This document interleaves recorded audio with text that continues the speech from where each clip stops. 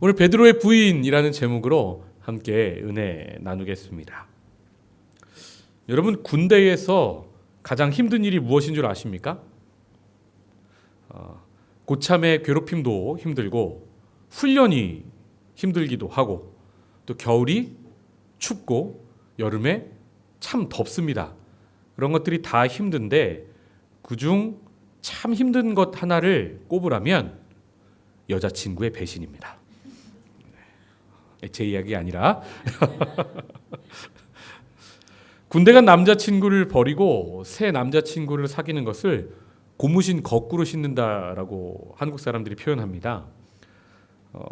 제가 군대 처음 갔을 때 고참들이 저에게 늘 하던 이야기가 열정적인 여친이 꼭 고무신을 거꾸로 신는다더라 하는 말입니다. 다 그런 건 아니지만 잘 기다리는 여친은 열정적인 사람보다 차분한 사람이 더 잘 기다리더라라고 말을 하더라고요. 여러분, 열정적인 사람 중에도 잘 기다리는 사람이 있고 또 반대로 차분한 사람 중에도 못 기다리는 사람도 있겠죠.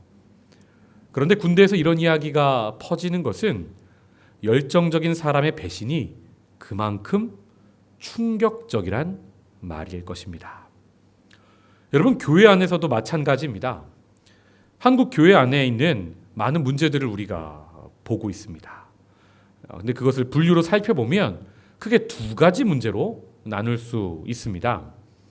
하나는 목회자의 과도한 욕심, 다른 하나는 성도들의 잘못된 열정. 교회 안에도 여러 문제가 있지만 정말 큰 문제는 대부분 잘못된 열정을 가진 사람들이 만들어가는 것을 봅니다. 그래서 여러분, 목회자용 유머가 있습니다. 목사가 처음 교회 부임해서 조심해야 할 성도가 있다고 합니다. 그게 누구냐면, 농담입니다. 새벽 기도 열심히 하는 사람, 둘째로 헌금 열심히 하는 사람, 그리고 가장 조심해야 할 사람이 이 두 가지 다 하는 사람이라고 합니다. 저는 여러분 모두를 조심해야 하는 거죠. 이 무슨 말인고 하니 열심인 사람이 한번 삐지면 매우 조심해야 할 사람으로 변한다는 이야기입니다. 여러분, 우리가 사는 데 있어서 열정은 정말 중요합니다. 그런데 때로 그것이 문제를 일으키기도 합니다. 열정을 다른 말로 하면 주인의식입니다. 주인의식을 가진 사람이 열정도 있다는 말입니다. 건강한 주인의식, 건강한 열정은 필요합니다. 그런데 신앙생활에 있어서 내가 주인이다 잘못 생각할 때 우리의 신앙은 그만 타락의 길을 걷게 되는 것도 봅니다. 신앙은 삶의 주인이 내가 아니라 하나님임을 고백하는 겁니다.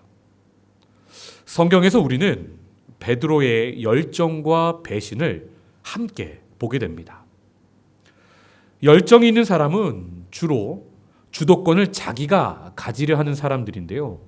베드로도 마찬가지로 주인의식이 정말 강하고 자기 뜻, 자기 의지가 정말 강한 사람이었습니다. 이는 성경 밖에서도 마찬가지입니다. 여러분, 우리나라가 일본의 식민 지배를 받을 때 친일파가 주로 어떤 사람들인지 기억하십니까? 이완용처럼 처음부터 나라 팔아먹은 친일파도 있었지만 나라를 뜨겁게 사랑해서 독립운동하던 사람들이 친일파로 돌아선 경우도 많이 있었습니다. 대표적으로 한국의 문학가 춘원 이광수를 기억하십니까? 이 사람의 평가가 극과 극인데요. 하나는 현대문학의 아버지, 다른 하나는 친일 매국노입니다. 이 사람이 대표적으로 친일을 한 일이 황민화 운동을 일컬을 수 있는데, 일왕을 황제라 말하면서 조선이 일본의 지배하에 있으니까 우리 민족이 일본과 함께 잘 살아야 한다, 그런 말들을 했습니다. 그런데 이광수가 이렇게 본격적으로 친일을 하기 전에 어떤 사람이었는 줄 아십니까? 1919년 3월 1일, 이제 곧 이번 주일이죠. 3.1 만세운동이 대한민국 전국에서 벌어집니다. 그런데 그 만세운동 한 달 전에 일본에서 일본 유학을 하던 대한민국 학생들 중심으로 28 독립선언서가 작성되는데요. 그 독립선언서를 작성한 사람 중 하나가 바로 유학생이었던 이광수였습니다. 그리고 그는 상해에 있던 대한민국 임시정부에서 독립운동까지 하던 사람이었습니다. 후에 대한민국이 독립을 하게 되고 친일파를 조사하는 반민특위에서 이광수는 나라를 사랑하는 마음으로 내가 다 그렇게 했다고 말하지만 받아들여지지 않습니다. 그리고 그는 6.25 때 납북되었고 그 후에 어디서 어떻게 죽었는지 아무도 모른다고 합니다. 여러분 여기까지 들으시면 이광수라는 사람은 독립운동가입니까? 친일파입니까? 참 복잡한 겁니다. 쉽게 대답할 수가 없는 거예요. 우리가 이광수에 대해 아는 것 한 가지는요. 처음에는 그도 나라 사랑이 참 열정적인 사람이었다는 겁니다. 이처럼 열정을 가진 사람이 어려운 상황을 만나면 때로 그 열정이 잘못된 방향으로 나아가는 경우를 우리는 역사에서 많이 보게 됩니다. 오늘 우리가 읽은 본문의 베드로도 그런 경우입니다. 여러분 열정이란 영어 단어가요. enthusiasm인데요. n은요. 헬라어에서 왔습니다. in 어디 안에. enthusiasm의 테오스는요. 하나님입니다. 열정이라는 말은 그러므로 하나님 안에라는 말입니다. 그 에너지가 하나님 안에 하나님 뜻에 붙들려서 사용되면 참 아름다운 것인데 자기의 잘못된 열정 안에 자기의 잘못된 뜻 안에 있으니까 문제가 생기게 되는 겁니다. 베드로가 지금 자신의 열정으로 예수님을 따랐고요. 또 자신의 그런 열정으로 예수님을 버리는 겁니다. 그런데 성경 안과 성경 밖에는요. 열정에 대한 그런 사람들의 차이가요. 큰 차이가 있게 됩니다. 세상은 열정이 변하여 배신하면 그걸로 끝이 납니다. 그런데 성경 안의 역사는 다릅니다. 이광수가 친일을 하고서 다시 애국을 하면 그가 애국자가 됩니까? 아니요. 돌이킬 수 없죠. 그런데 성경 안의 역사는 돌이킴의 역사입니다. 왜요? 베드로는 주님을 버리는데 주님은 베드로를 버리지 않으시기 때문입니다. 베드로의 잘못된 열정을 가지고 예수님은 그를 정죄하지 않으시고 오히려 그를 회복시키시는데 초점을 두십니다. 이처럼 하나님 안에는 회복이 있고 치유가 있습니다. 그래서 성경은 이것을요, 은혜라고 이야기합니다. 오늘 본문 66절을 보시면 베드로는 아랫뜰에 있더니 대제사장의 여종 하나가 와서 베드로가 불 쬐고 있는 것을 보고 주목하여 이르되 너도 나사렛 예수와 함께 있었도다. 지금 예수님이 대제사장의 집 가장 안에서 신문을 받으십니다. 그런데 베드로가 몰래 거기를 따라온 겁니다. 베드로가 아랫뜰에서 예수님이 맞으시며 신문 받는 걸 보고 듣는데 이러지도 저러지도 못하는 겁니다. 그런데 그때 대제사장의 여종 한 명이 베드로를 알아봅니다. 너도 나사렛 예수와 함께 있었다? 말하죠. 여러분 예수님이 신문 당하실 때 지금 이 상황에 베드로는 아랫뜰에서 뭘 하고 있습니까? 67절을 초반을 띄워주시면요. 불을 쬐고 있습니다. 여기에 참 여러 의미가 있는 겁니다. 팔레스타인 땅은 낮에는 더워도 밤에는 제법 쌀쌀합니다. 그래서 베드로가 추위를 피하려고 불에 가까이 갔는데 그만 그 불 때문에 베드로의 감춘 얼굴이 어둠 속에서 빛으로 드러나 버린 겁니다. 그러므로 지금 이 불은 물리적인 불이면서 동시에 어둠에 물든 베드로의 마음, 베드로의 정체성을 밝히고 있는 진리의 불빛이 되는 겁니다. 여러분, 사람이 이렇습니다. 지금 자기 스승은 안쪽에서 신문당하는데 자기는 춥다고 손 비비면서 자기도 모르게 불 있는 대로 간 겁니다. 이렇게 부족하고 참 연약한 존재임이 드러나는 겁니다. 그런데 이 불이 베드로를 부끄럽게만 하는 건 절대 아닙니다. 하나님이 우리의 문제를 진리의 빛으로 비추시는 건 드러내어 부끄럽게 하려 함이 아니라 드러내서 고치려 함입니다. 후에 부활하신 예수님께서 베드로와 제자들에게 찾아오십니다. 그때 예수님 베드로를 위해서요 지금과 같은 불을 준비하십니다. 요한복음 21장 7절부터 9절까지를 한 목소리로 읽어보겠습니다. 시작. 예수께서 사랑하시는 그 제자가 베드로에게 이르되 주님이시라 하니 시몬 베드로가 벗고 있다가 주님이라 하는 말을 듣고 겉옷을 두른 후에 바다로 뛰어내리더라.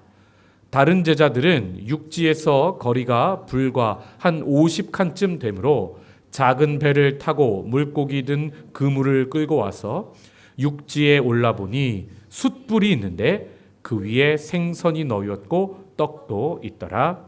아멘. 예수님께서 나중에 베드로를 위해서요 예수님이 부인할 때와 똑같은 불을 준비하신 겁니다. 왜요? 베드로가 불 앞에서 예수님을 부인했잖아요. 예수님께서 다시 불 앞에서 예수님을 시인하도록 배려하시는 겁니다. 우리도 살면서 하나님이 주신 이런 불빛을 경험합니다.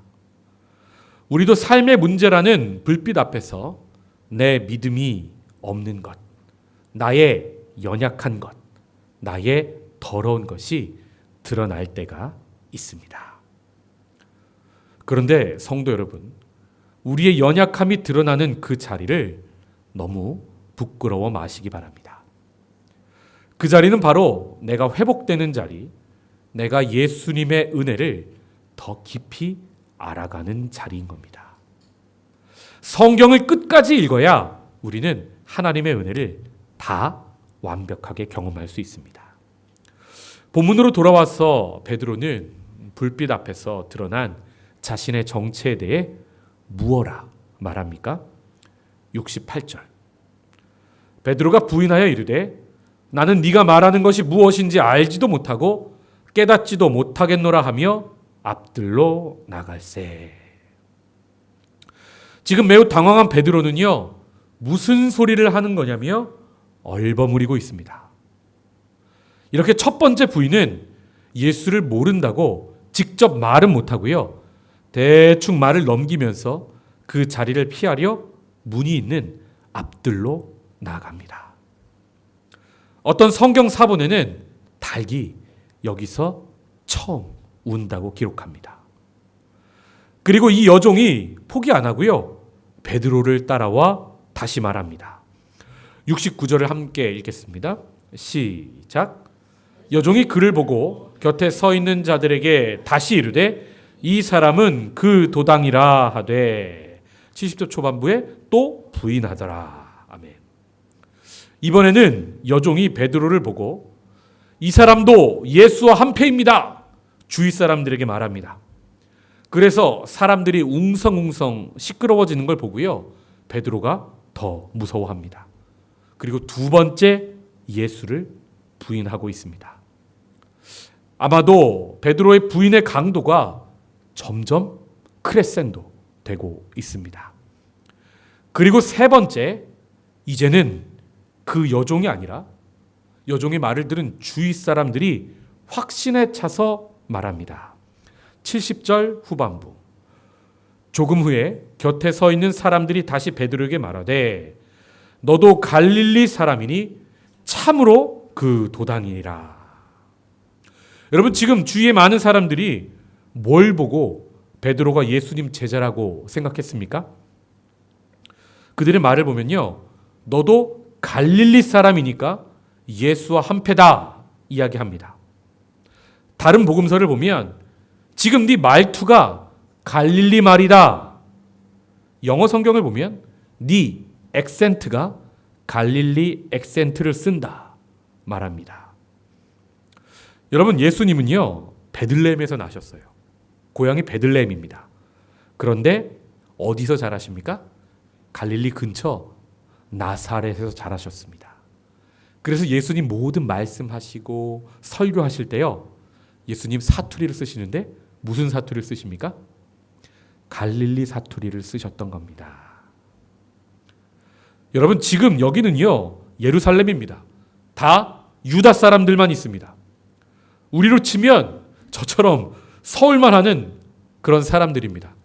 제가 지지난주 수요 예배 때 유머로, 기억하십니까? 유머로 사투리를 썼다가 모두들 안 웃으셔서 제가 귀가 빨개진 사건이 있었죠.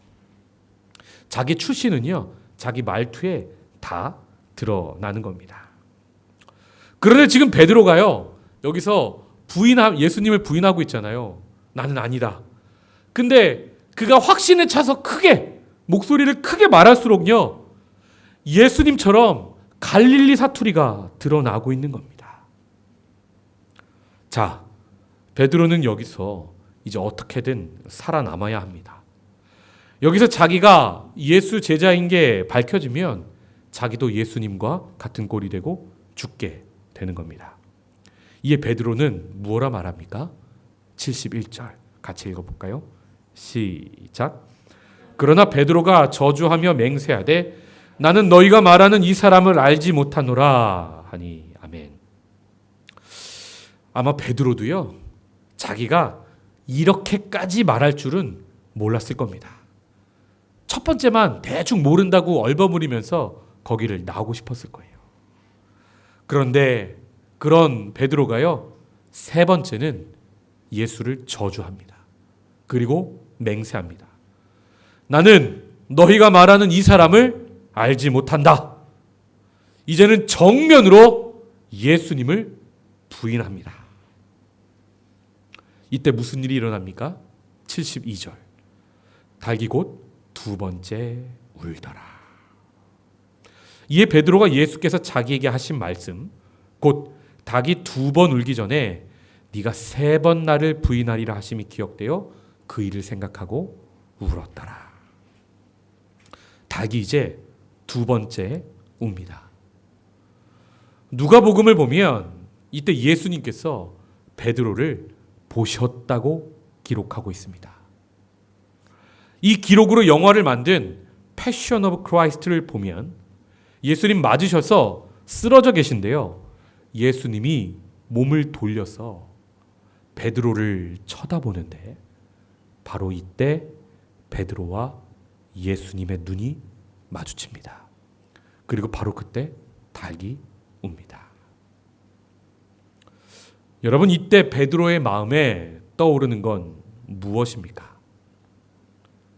예수님께서 자신이 고난을 당하고 제자들이 모두 자기를 버릴 것을 말씀하실 때 베드로는 이렇게 말했습니다. 마가복음 14장 29절과 30절을 같이 읽겠습니다. 시작. 베드로가 여짜오되 다 버릴지라도 나는 그러하지 않겠나이다. 예수께서 이르시되 내가 진실로 내게 이르노니 오늘 이 밤 닭이 두 번 울기 전에 네가 세 번 나를 부인하리라. 아멘. 이 밤에요 예수님의 말씀이 그대로 성취됩니다. 베드로가 예수님을 부인하는 겁니다. 그런 자기가 얼마나 미웠을까요? 예수님 말씀이 떠올라 베드로가 웁니다. 원어를 보면요 울기 시작했다 입니다. 누가복음을 보면 베드로가 울다가 문 밖으로 나가서 심히 통곡합니다. 회개가 쏟아져 나오는 겁니다. 사랑하는 성도 여러분, 우리는 이 밤 베드로의 배신의 기록에서 무엇을 볼 수 있습니까? 베드로의 실패입니까? 아니요.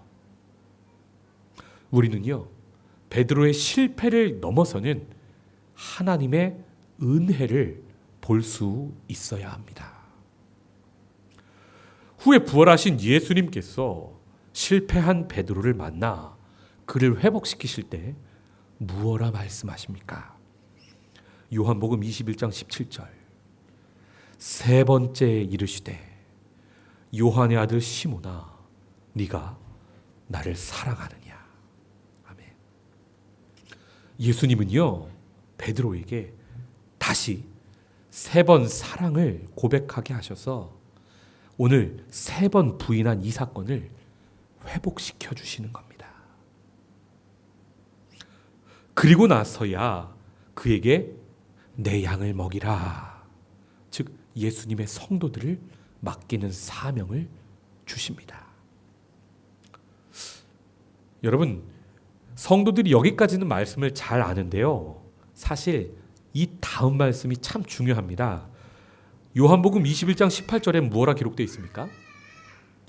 내가 진실로 진실로 네게 이르노니 네가 젊어서는 스스로 띠띠고 원하는 곳으로 다녔거니와 늙어서는 네 팔을 벌리리니 남이 너에게 띠띠우고 원하지 아니하는 곳으로 데려가리라. 아멘. 베드로야, 네가 젊어서는, 즉 지금까지는 네 뜻으로 너의 열정으로 일했지만, 나를 따라온다 했지만, 늙어서는, 즉 이제부터는 남이 내게 띠띠운다는 말은 이제 네 열정이 아니라 이제 하나님이 원하시는 대로 하나님의 열정으로 네가 사용될 것이다 말씀하시는 겁니다.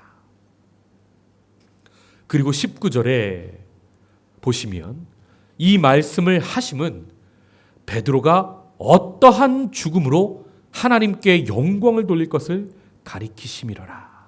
이 말씀을 하시고 베드로에게 이르시되, 같이 읽어볼까요? 시작. 나를 따르라 하시니. 아멘. 여러분, 나를 따르라는 말씀은요, 예수님께서 베드로를 처음 제자로 부르실 때 하셨던 말씀입니다.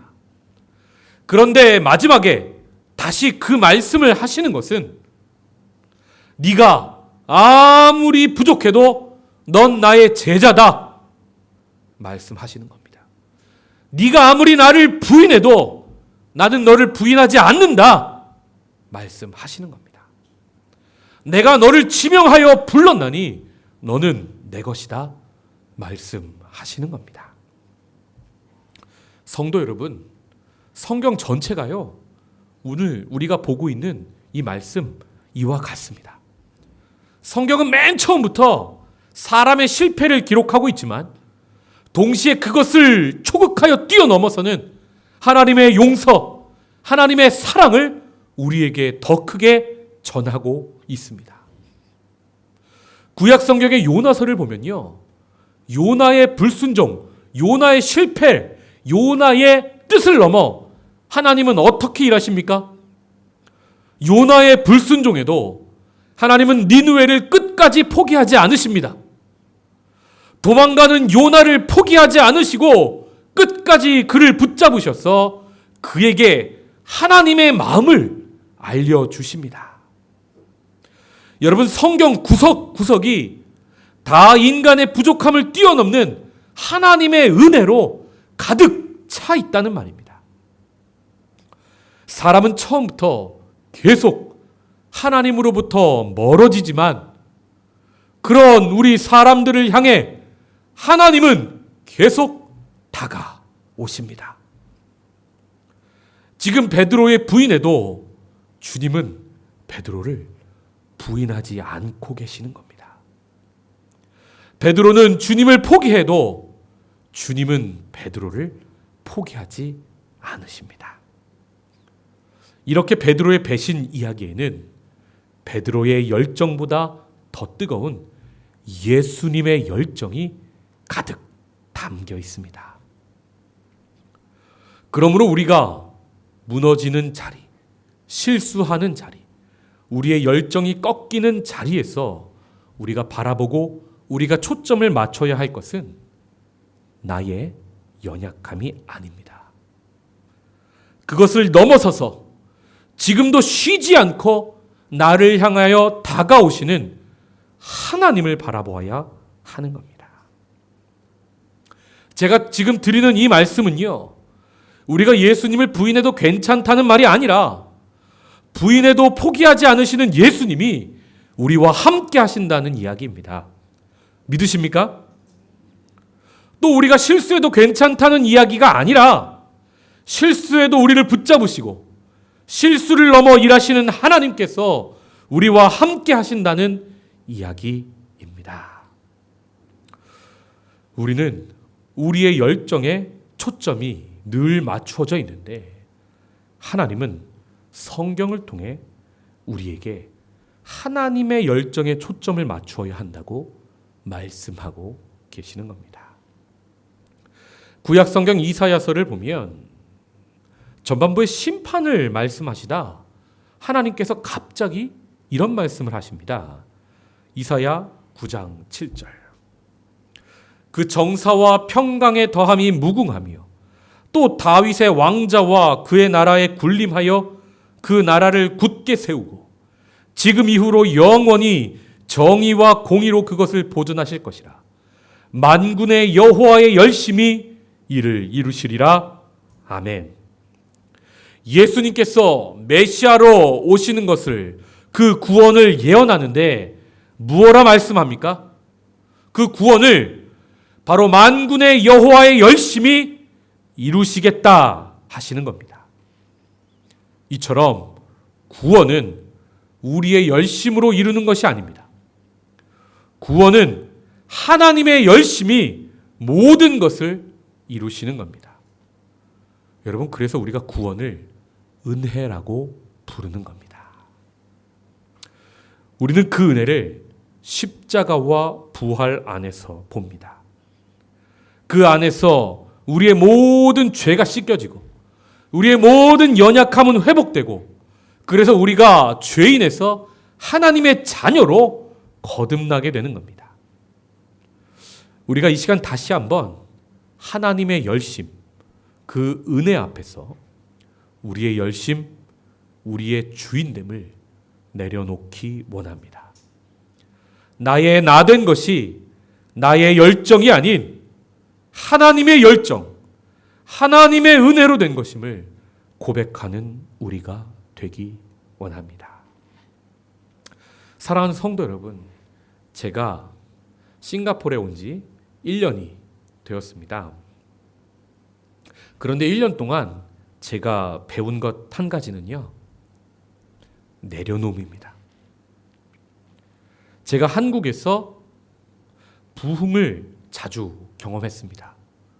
그런데 해외 한인교회는 이번이 처음인데 제가 아무리 열정적으로 기도하고 제가 아무리 열정적으로 설교하고 제가 아무리 열정적으로 목회해도 한국으로 돌아갈 때가 되면 청년들은 다 돌아가더라고요. 작년 여름에 청년들이 썰물 빠지듯 싹 빠져나가고 저만 덩그러니 남아있는데요. 정말 힘들었습니다. 그 한 달이 정말 저에게 지옥같이 느껴졌어요. 그래서 청년이 한 명씩 방학이 끝나고 저에게 오는데 신방을 하는데요. 바깥에서 밥 먹고 커피 마시면서 얘기하는데 저도 모르게 울컥 눈물이 나오더라고요. 그 한 영혼이 얼마나 귀하던지요. 여러분, 제가 아무리 노력해도 되는 것이 없음을 저는 이곳에서 배웁니다. 그런데요, 제 안에 아직 소망 하나가 남아있어요. 내가 이곳에서 완전히 죽으면 정말 내 열정을 내려놓는 법을 배우면 이제 하나님의 열심히 일하시겠구나. 우리 교회를 하나님의 열심히 이끌어 주시옵소서. 저는 매일 새벽 그렇게 통회하며 자복하며 하나님께 엎드립니다. 지금 이 코로나 바이러스가 창궐한 이때요, 우리가 기도하고 간구해야 할 것이 무엇입니까? 그것을 뛰어넘어 역사하시는 하나님의 열심을 보여주시옵소서. 생명을 구원하시고 교회를 다시 세워주옵소서. 우리가 그렇게 기도하는 깨어있는 신앙인들이 되기를 주님의 이름으로 축복합니다. 기도하겠습니다.